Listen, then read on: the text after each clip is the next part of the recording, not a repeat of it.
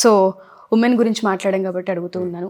మన కోడ్నాన్లో కోర్సెస్తో పాటు వాళ్ళకి అంటే ఏ విధమైన సపోర్ట్ ఇచ్చే అవకాశం ఉంటుంది అంటారు ఇక్కడ ఆడపిల్లలకి? ఎందుకంటే చాలా దూరం నుంచి మన దాకా వచ్చి జాయిన్ అయ్యే స్టూడెంట్స్ చాలా ఎక్కువ మంది ఉన్నారు.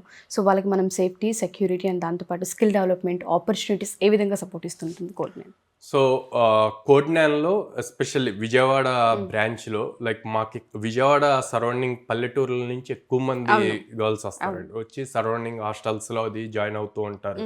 ఫుడ్ బాగాలేదు అని చెప్పి హెల్త్ ప్రాబ్లమ్స్ వచ్చి అది బాగా సఫర్ అవుతుంది. అందుకని లైక్ విత్ ఇన్ ద క్యాంపస్లోనే హాస్టల్ కూడా క్రియేట్ చేసాము గర్ల్స్కి స్పెసిఫిక్గా.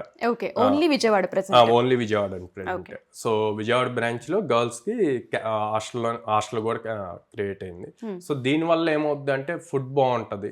సో ఎప్పుడైతే ఫుడ్ బాగుండి వాళ్ళకి ప్రాపర్ స్లీప్ అది ఉంటుందో టెక్నాలజీ నేర్చుకునే దాని మీద ప్రాక్టీస్ చేసే దాని మీద ఫోకస్ చేస్తారు. సో అలాంగ్ విత్ టెక్నాలజీ వాళ్ళ హెల్త్ కూడా ఇంపార్టెంట్ అని చెప్పి యోగా క్లాసెస్ కూడా కండక్ట్ చేస్తున్నాం. సో మార్నింగ్ సో అన్ని అంటే వాళ్ళు హెల్తీగా ఉంటారు, జాబ్ క్రాక్ చేసి వెళ్తారు అన్న పాయింట్ లో